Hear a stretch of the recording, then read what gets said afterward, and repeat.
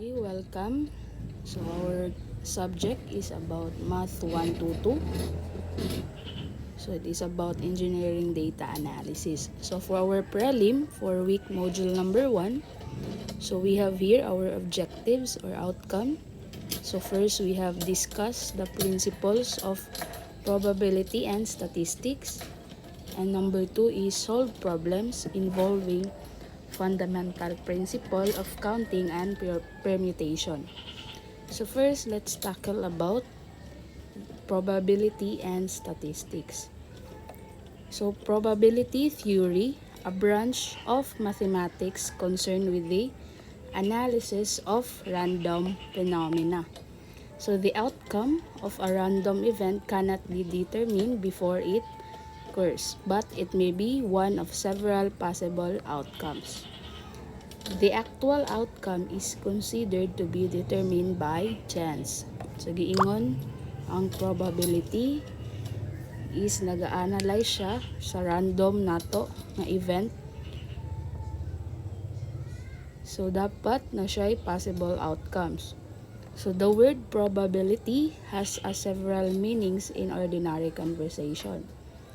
Two of these are particularly important for the development and application of the mathematical theory of probability. One is the interpretation of probability as relative frequency, for which simple games involving coins, cards, dice, and roulette wheels provide examples. So medyo taas, so pwede na ninyo mabasa sa inyong module. So for our second, we have the fundamental principle of counting. So if one event can occur in n1 different ways, and a second event can occur in n2 different ways, then the number of ways both can occur in n1 and n2 ways. So we have here, let's try for example. So a luncheon tray is to contain a sandwich and a beverage. There are 4 different kinds of sandwich and 3 different kinds of beverage. How many different lunches can be formed? So take note sa atuang problem. So there are 4 ways to select a sandwich and 3 ways to select beverage. So therefore, our n will be n1 multiplies atong n2. So we have 4 times 3 is equal to 12. So our answer will be 12 lunches. So this is our final answer. For another example, we have here, how many 3 digits whole number can be formed if 0 is not an acceptable digit in the 100 place and repetitions are not allowed. So take note that from 0 to 9 there are 10 numbers. In the hundreds digit, 0 is not allowed. Therefore, there are 9 numbers to select.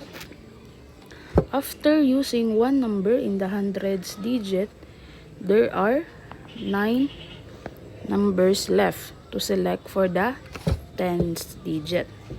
After using 2 numbers in the 110s digit, there are 8 numbers left for the units digit. So therefore, we assume that our n is equal to n1 multiply sa itong n2 and n3. So we have 9 numbers, another 9 here, and number 8 numbers.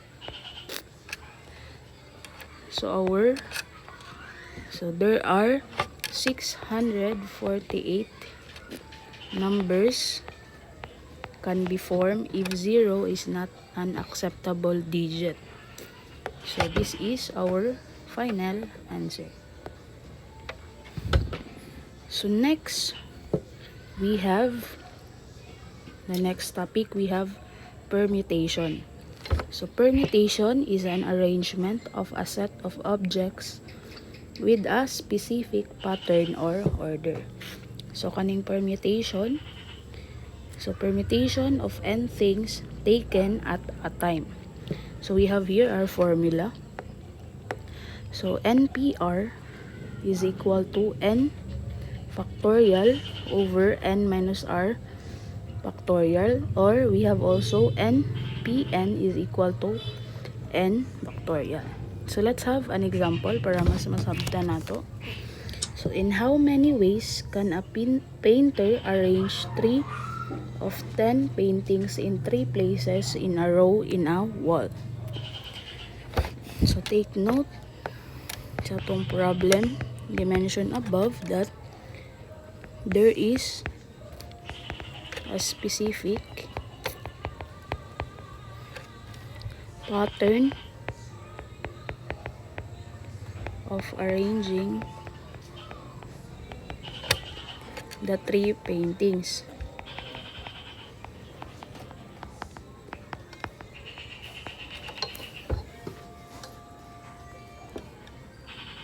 So this is permutation concept. So if na ay pattern, therefore our concept is permutation. So our n is equal to 10 paintings permutation of 3 paintings. So kaning 10p3 pwede na sa atong calculator. We have shift and then times, nakita na to the NPR. So our answer will be 720 ways. So this is our final answer. For another example, we have how many license plates can be made if each plate has 3 different digits followed by 2 different letters. So take note that this problem, this is an arrangement with specific order. So permutation concept siya.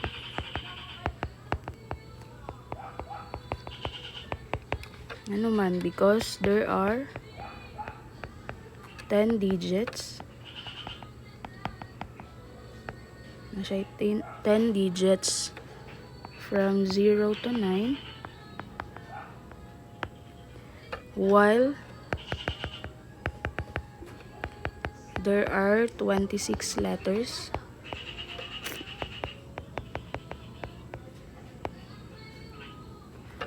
From A to C. So we have n is equal to n1 multiply sa atong n2. So atong n1 is 10 p3 because of the 10 digits and 3 different digits. And the second one for our n2, we have 26 followed by 2 different letters. So we have P2. So calcu, we have our answer 468,000 plates. So this is our final answer. And for our last example, for our module number 1, so we have here, in how many ways can 4 girls and 4 boys be assigned seats in a row at a theater if the boys and girls are to alternate? So, pwede ta makadraw og table. So, we have boys and girl. Dapat alternate. Pila ka buok? 4 girls. So, we have tulo and last.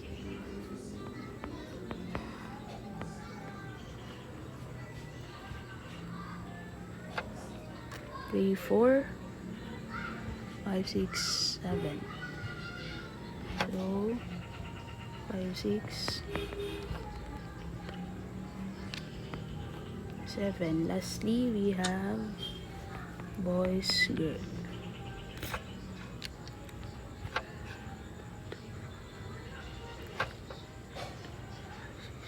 So last, we have, so giingon sa problem na the 4 boys, take note that the 4 boys can be arranged in 4 factorial ways, while the 4 girls can also be arranged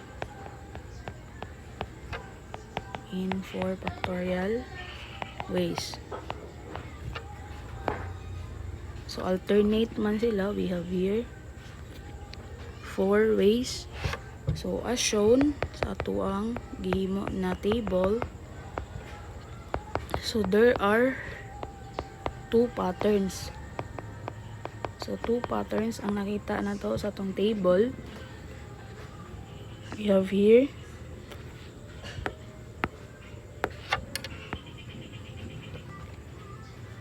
two patterns.